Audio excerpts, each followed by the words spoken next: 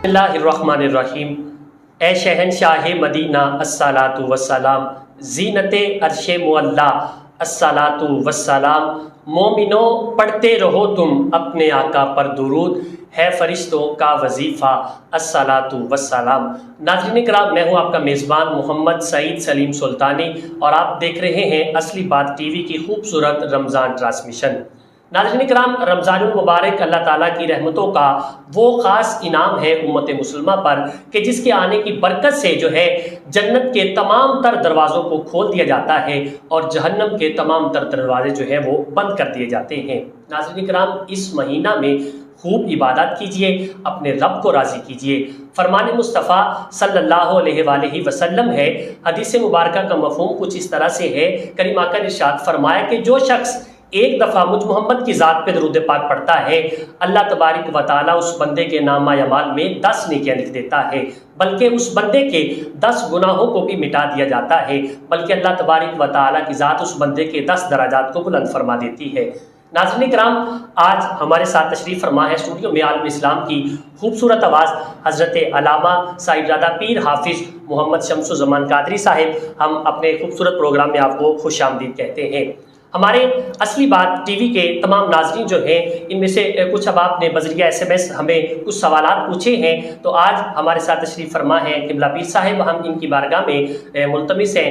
کہ جو ہمارے ناظرین نے کچھ سوالات بذریعہ SMS ہم سے کیے ہیں، میں ان سے کچھ سوالات کرنا چاہتا ہوں، تو بڑھتے ہیں ان سوالات کو اپنے سیگمنٹ میں شامل کرتے ہیں۔ ہمارے ساتھ تشریف فرما ہے حافظ پیر محمد شمس الزمان قادری صاحب۔ ہم ان سے گفتگو بھی کریں گے اور جو ناظرین نے ہم سے سوالات پوچھے ہیں وہ سوالات بھی ان کے آگے رکھیں گے اور ان کا قرآن و حدیث کی روشنی میں یہ ہمیں جواب عطا فرمائیں گے۔ تو بڑھتے ہیں قبلہ پیر صاحب کی جانب سے۔ السلام علیکم ورحمۃ اللہ وبرکاتہ۔ السلام ورحمۃ اللہ وبرکاتہ۔ حضور کیسے ہیں آپ؟ ٹھیک ہے الحمدللہ، ماشاء اللہ۔ ہمارے اصلی بات ٹی وی کے ناظرین نے کچھ سوالات تھے، چونکہ رمضان المبارک کی آمد ہے اور پہلا عشرہ رحمت جو ہے وہ چل رہا ہے، اس میں ناظرین نے بہت سارے سوالات تھے جو ہم سے پوچھے ہیں، وہ ہم سے آپ کی خدمت میں عرض کرنا چاہتے ہیں تاکہ ہمارے اصلی بات ٹی وی کے تمام ناظرین جو ہے ان سوالات کے جوابات کو حاصل کر سکے اور اس سے مستفید ہو سکے۔ تو پہلا سوال جو ہے قبلہ پیر صاحب کی خدمت میں عرض کرتا ہوں کہ حضور والا آپ ہمیں ارشاد فرمائی کہ روزہ کے لغوی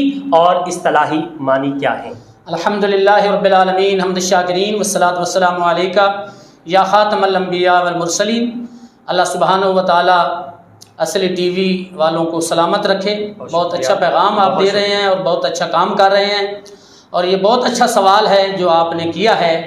کہ روزہ کے لغوی اور اصطلاحی اور شرعی معنی کیا ہے۔ روزہ کے لغوی معنی ہیں روکے رہنا،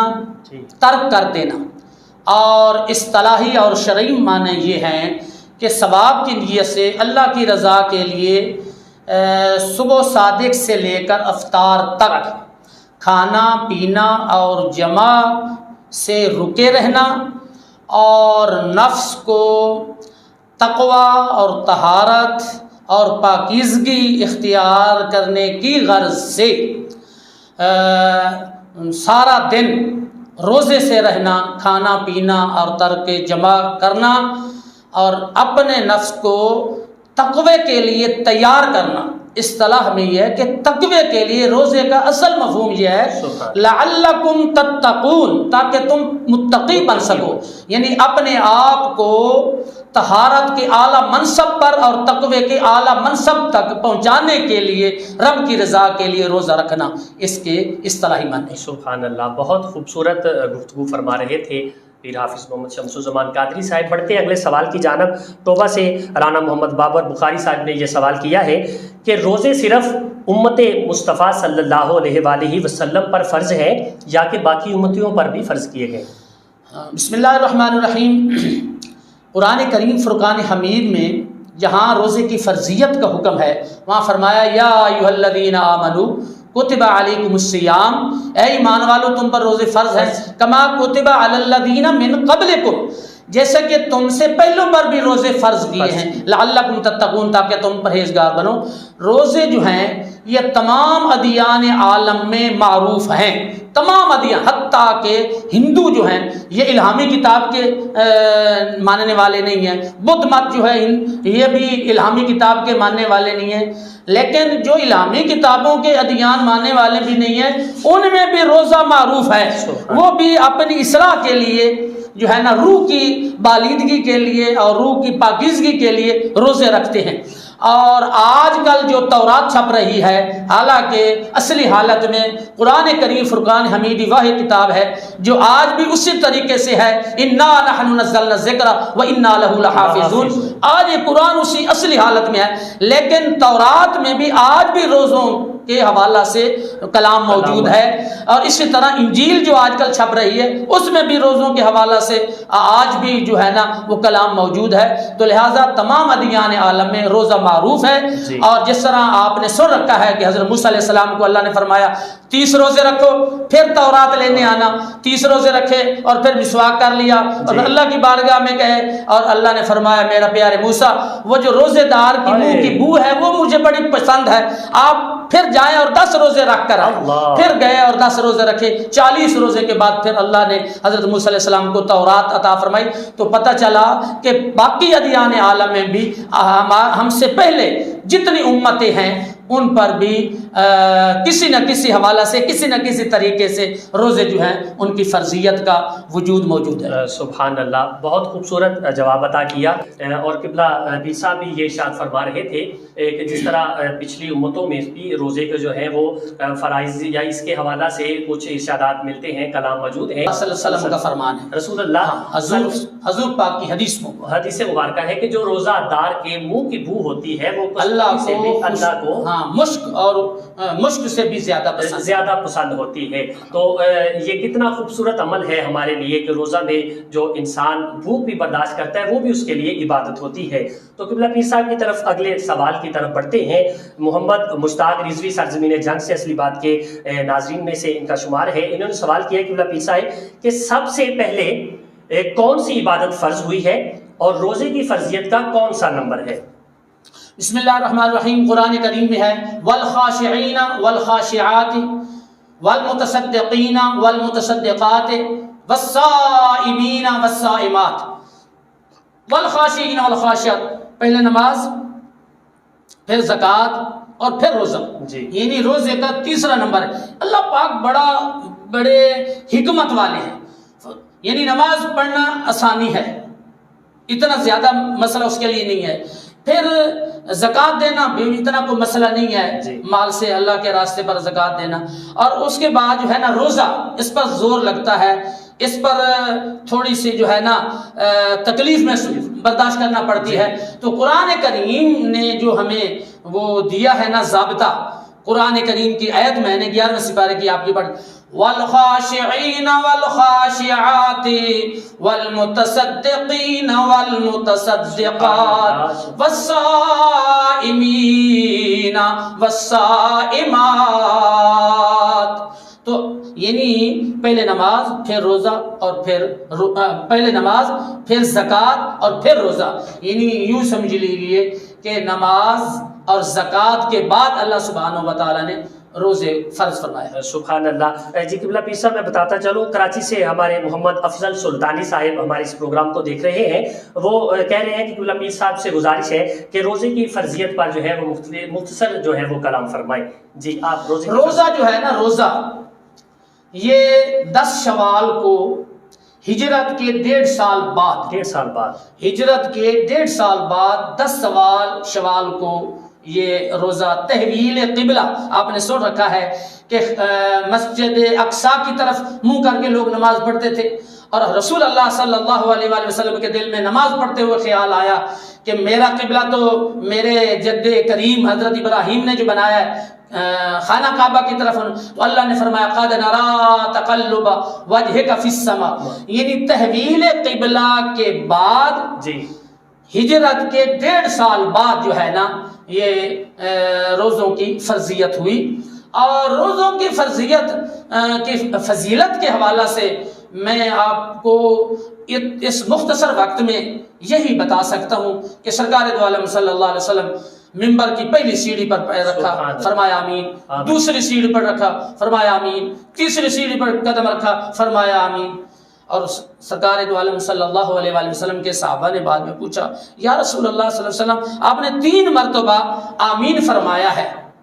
تو اللہ کے پیارے حبیب نے فرمایا جب میں پہلی سیڑھی پر قدم رکھنے لگا تھا تو جبریل امی حاضر ہوئے اور انہوں نے کہا کہ اللہ فرما رہا ہے، اے میرے پیارے حبیب صلی اللہ علیہ وآلہ وسلم، تباہ و برباد ہو جائے وہ شخص جس کی زندگی میں رمضان آئے اور وہ روزے رکھ کے بخشش نہ کرائے۔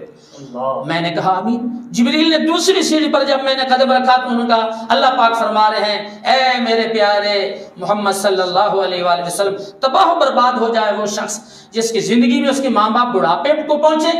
اور وہ ان کی خدمت کر کے جنت حاصل نہ کر رہے۔ تو میں نے کہا آمین۔ اور جب میں تیسری سیڑھی پر قدم رکھا تو جبریل امین نے کہا اللہ پاک فرما رہے ہیں، اے میرے پیارے محمد صلی اللہ علیہ وسلم، تباہ و برباد ہو جائے وہ شخص جس کے سامنے آپ کا نام نامی اسم گرامی لیا جائے اور وہ آپ کی ذات پر درود نہ پڑھے، وہ بھی تباہ و برباد ہو جائے۔ تو میں نے کہا آمین۔ تو پتہ چلا کہ رمضان المبارک کے روزہ رکھنے سے تقوی ملتا ہے، طہارت ملتی ہے، اور جتنی بندے کے اندر طہارت اور تقوی والی بات موجود ہوگی اتنا ہی وہ اللہ سے ڈرے گا، خشیت اس میں پیدا ہوگی اور اللہ سبحانہ و تعالیٰ کا اسے قرب ملے گا۔ تو یوں پتہ چلا کہ روزہ رکھنے سے رب کا قرب ملتا ہے، روزہ رکھنے سے اللہ سبحانہ و تعالیٰ کی جو ہے نا وہ معیت ملتی ہے، روزہ رکھنے سے اللہ کی نظر رحمت ہوتی ہے، اور جو بندہ روزہ نہیں رکھتا اللہ سبحانہ و تعالیٰ اس سے ناراض ہوتے ہیں۔ حضور صلی اللہ علیہ وسلم کی ایک اور حدیث مفہوماً میں آپ کو سنا دوں، اللہ کے پیارے حبیب نے فرمایا جو ایمان اور احتساب کے ساتھ، بڑے اخلاص کے ساتھ روزہ رکھتا ہے اللہ سبحانہ و تعالیٰ اس کو اور جہنم کو 70 سال کی مسافت پر دور فرما دیتے ہیں، یعنی 70 سال وہ جہنم سے دور ہو جاتا ہے۔ تو ہمیں چاہیے کہ رمضان المبارک، اور ایک روایت کا مفہوماً عرض کر دوں، ایک نماز دوسری نماز تک، ایک جمعہ دوسرے جمعے تک، اور ایک رمضان دوسرے رمضان تک گناہوں کا کفارہ ہے۔ یہ علماء نے تحقیق کی ہے کہ صغیرہ گناہوں کا کفارہ ہے، کبیرہ گناہ جب تک اللہ سبحانہ و تعالیٰ سے فرداً ان کی معافی نہ مانگی جائے اس وقت تک وہ معاف نہیں ہوتے۔ اللہ کی بارگاہ میں دعا ہے اللہ اپنی رحمت، اپنے فضل، اپنے کرم سے رمضان شریف برکتوں والا مہینہ ہمارے اوپر سایہ فگن ہے، اللہ اپنی رحمت سے اس کی قدر و منزلت کرنے کی توفیق عطا فرمائے۔ یہ بھی اعجاز ہے ماہ رمضان کا، یہ بھی اعجاز ہے ماہ رمضان کا، اے سکندر نہیں اس میں چوں چرا، وہ جبینیں جو سجدوں سے محروم تھی، بارگاہ الہی میں خم ہو گئی۔ وما علینا الا البلاغ وآخر دعوانا الحمدللہ۔ سبحان اللہ، خوبصورت انداز کے ساتھ تمام سوالات کے جواب قرآن و حدیث کی روشنی میں عطا فرما رہے تھے قبلہ پیر حافظ محمد شمس الزمان قادری صاحب۔ اللہ کریم کی بارگاہ میں دعا کرتے ہیں کہ اللہ کریم علماء کا سایہ ہمارے سروں پر تا دیر قائم و دائم فرمائے۔ ناظرین کرام، آپ کے سوالات ہوں گے اور جوابات ہوں گے مفتیان کرام اور علماء کرام کی